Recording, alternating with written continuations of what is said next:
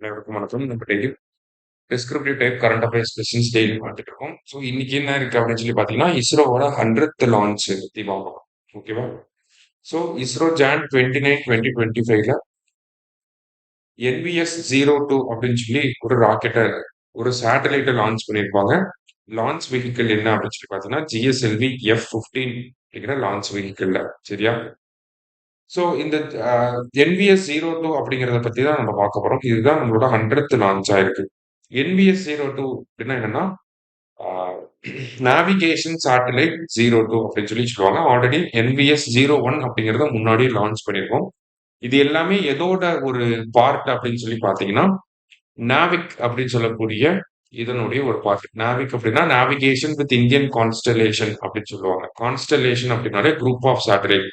ஒரு group of சேட்டலைட்டை base பண்ணி இந்தியாவுக்குள்ள நேவிகேஷனை try பண்றதுதான் இந்த நேவிகேஷன் வித் இந்தியன் கான்ஸ்டலேஷன் அப்படின்னு சொல்லி சொல்லுவோம். ஓகேவா? ஸோ இது இன்னொரு பேரும் இருக்கு. அது என்னன்னு சொல்லுவோம்னா IRNSS அப்படின்னு சொல்லுவாங்க. Indian regional navigation satellite system அப்படின்னு சொல்லுவோம். இந்த IRNSS, நாவிக் இதெல்லாம் என்ன அப்படின்னு சொல்லி பார்த்தீங்கன்னா, எப்படி ஜிபிஎஸ் அப்படிங்கிற ஒரு விஷயம் இருக்கு. இந்த ஜிபிஎஸ் பேஸ் பண்ணி கூகுள் மேப்ஸ் யூஸ் பண்றோம். ஆனா இது எல்லாமே அமெரிக்கன் பேஸ்டா இருக்கு. அமெரிக்கா நாசாவோட டெவலப்மெண்ட்டா இருக்கு. அதே மாதிரி இந்தியாவுக்காக ஒண்ணு டெவலப் பண்றதுதான் இந்த IRNSS அப்படிங்கிறது. ஸோ அந்த IRNSS அப்படிங்கிறது நம்ம 2014, 15லயே லான்ச் பண்ணியிருக்கோம். கிட்டத்தட்ட ஒரு 9 சேட்டலைட்ஸ் வந்து லான்ச் பண்ணியிருக்கோம். இப்ப அதுல ஒரு சில சேட்டலைட்ஸ் வந்து பாத்தீங்கன்னா, அதோட லைஃப் டைம தாண்டி ஒர்க் பண்ணிட்டு இருக்கு. ஒரு சில சேட்டலைட்ஸ் வந்து டீஃபங்க்ட்டா இருக்கு. அதனால அத ரீப்ளேஸ் பண்றதுக்காக NVS-02 அப்படின்னு சொல்லி நம்ம அனுப்பியிருக்கோம். சரியா? அதே மாரி இந்த NVS-01க்கும் NVS-02க்குமே நெறைய டெக்னிக்கல் ஃபீச்சர்ஸ்ல டெவலப்மெண்ட் இருக்கு. லைக் இப்ப NVS-01 அப்படிங்கிறது பாத்தீங்கன்னா, ஷார்ட்டர் லைஃப் ஸ்பேன் தான். ஷார்ட்டர் டைம் பீரியட் தான். ஆனா இந்த NVS-02 வந்து longer time span around 10 years work பண்ற அளவுக்கு டெவலப் பண்ணியிருக்காங்க. ஸோ NVS-01ல பாத்தீங்கன்னா, அட்டாமிக் கிளாக் அப்படிங்கிறத நம்ம பர்ச்சேஸ் பண்ணி யூஸ் பண்ணியிருக்கோம். எதுக்காக அட்டாமிக் கிளாக்க ஒரு சேட்டலைட்ல யூஸ் பண்றாங்க அப்படின்னா, இப்ப நம்ம ஒரு இடத்துல இருந்து இன்னொரு இடத்துக்கு போறோம். இப்ப வந்து சென்னையிலேருந்து கோயம்புத்தூர் போறோம் அப்படின்னா, அதுக்கு வந்து கிலோமீட்டர்ஸ காட்டுவாங்க. அதே மாரி இவ்வளோ டைம் ஆகும் அப்படின்னு சொல்லி ஒரு எஸ்டிமேஷன் அப்படிங்கிறது இருக்கும். ஸோ அது எல்லாமே இந்த அட்டாமிக் கிளாக்லேருந்து வரக்கூடிய டேட்டாவ பேஸ் பண்ணி தான் வந்து டெவலப் பண்ணுவாங்க. சரியா? ஸோ அந்த அட்டாமிக் கிளாக் அப்படிங்கிறது இருக்கறதுலே காஸ்ட்லியான ஒரு விஷயம். அத இண்டிஜினியஸா டெவலப் பண்ணி நம்ம NVS-02ல ஃபிக்ஸ் பண்ணிருக்கோம். சரியா? அதே மாரி பார்த்தீங்கன்னா ஜிபிஎஸ் சிஸ்டம்க்கு யூஸ் பண்ற மாதிரியே பெட்டர் ஃப்ரீக்வன்சி, பெட்டர் வேவ் லென்த்ல நம்ம இத வந்து இந்த NVS-02 வந்து டெவலப் பண்ணியிருக்கோம். ஸோ இது எல்லாமே வந்து இந்த NVS-02வோட என்ஹான்ஸ்டு ஃபீச்சர்ஸ் அப்படிங்கிறது. மத்தபடி பார்த்தீங்கன்னா, நமக்கு லொகேஷன் சர்வீசஸ் ஆஃபர் பண்றாங்க. அது சிவிலியன் லொகேஷன்ஸையும் ஆஃபர் பண்றாங்க. டிஃபென்ஸ் ரிலேட்டடான லொகேஷன் சர்வீசஸையுமே ஆஃபர் பண்ண போறாங்க. அதே மாரி இந்த NVS-0 ஐ மீன் இந்த நேவிகேஷன் என் நாவிக் அப்படிங்கிறதே பார்த்தீங்கன்னா, இந்தியா அண்ட் தென் இந்தியாவ சுத்தி இருக்கக்கூடிய நாடுகளுக்குமே இந்த சப்போர்ட்ட வந்து வழங்க போறோம். ஓகேங்களா? ஸோ அரவுண்ட் 1500 கிலோமீட்டர்ஸ் இந்தியாவோட ரேடியஸ்ல இருந்து 1500 கிலோமீட்டருக்கு இந்த சப்போர்ட்ட வழங்க போறோம் அப்படிங்கிறத குடுத்திருக்காங்க. ஸோ இதுதான் இந்த நாவிக் அப்படிங்கிற விஷயத்தோட முக்கியமான அம்சங்கள். அடுத்ததா இதோட கவரேஜ் அண்ட் அக்யூரசி அப்படின்னு சொல்லி பார்க்கிறப்போ, ஒரு 7 சேட்டலைட்ட வச்சு நம்ம இந்தியாவ டோட்டலா கவர் பண்ணிக்கிட்டு இருக்கோம். ஓகேங்களா?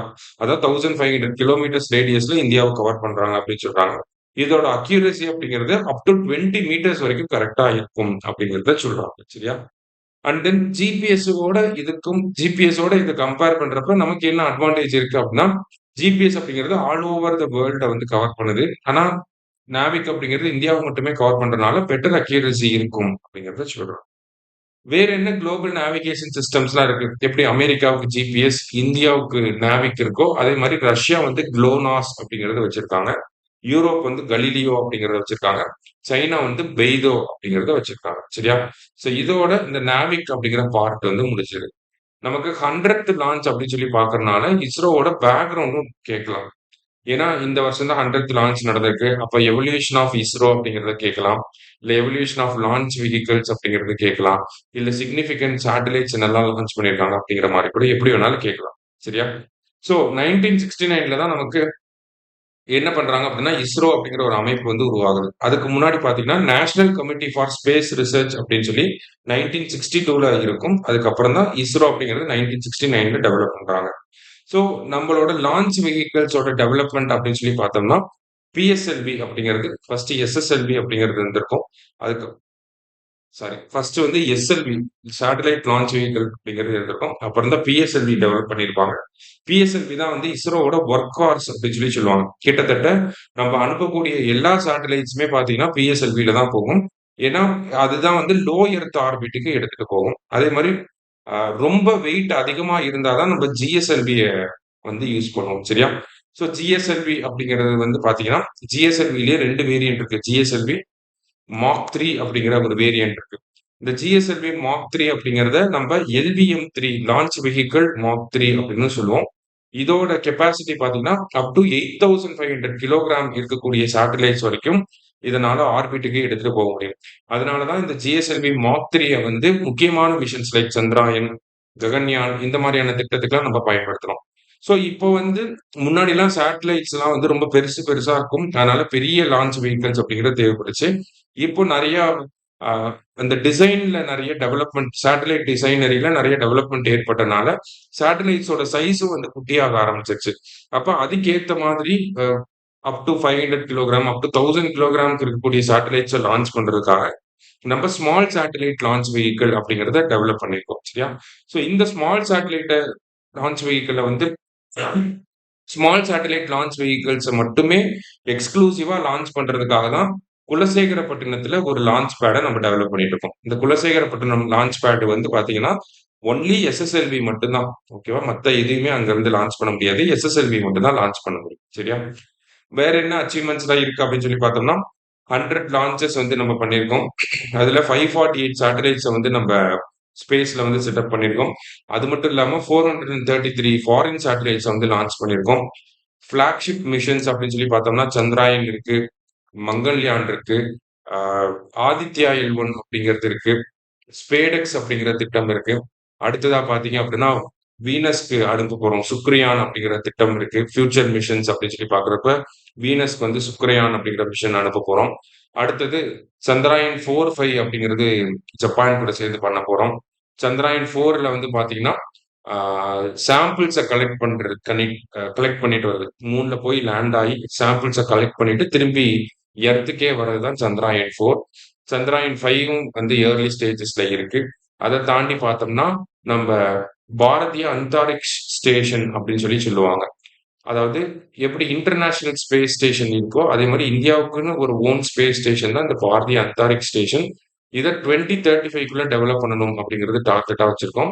அதே மாரி 2040க்குள்ள பார்த்தீங்கன்னா, மேன்டு லூனார் மிஷன் அப்படின்னு சொல்லுவாங்க. அதாவது நிலவுக்கு மனிதர்கள அனுப்புறது. இப்ப ககன்யான் திட்டத்துக்கு கீழ விண்வெளிக்கு மனிதர்கள அனுப்புறோம். 2040க்குள்ள நிலவுக்கு மனிதர்கள அனுப்பணும் அப்படிங்கிற திட்டமும் நம்ம வச்சிருக்கோம். அதே மாரி பார்த்தீங்கன்னா, நெக்ஸ்ட் ஜெனரேஷன் லான்ச் வெஹிக்கிள் அப்படிங்கிற என்ஜிஎல்வி அப்படிங்கிற ஒரு ப்ராஜெக்ட்டுமே போயிட்டு இருக்கு.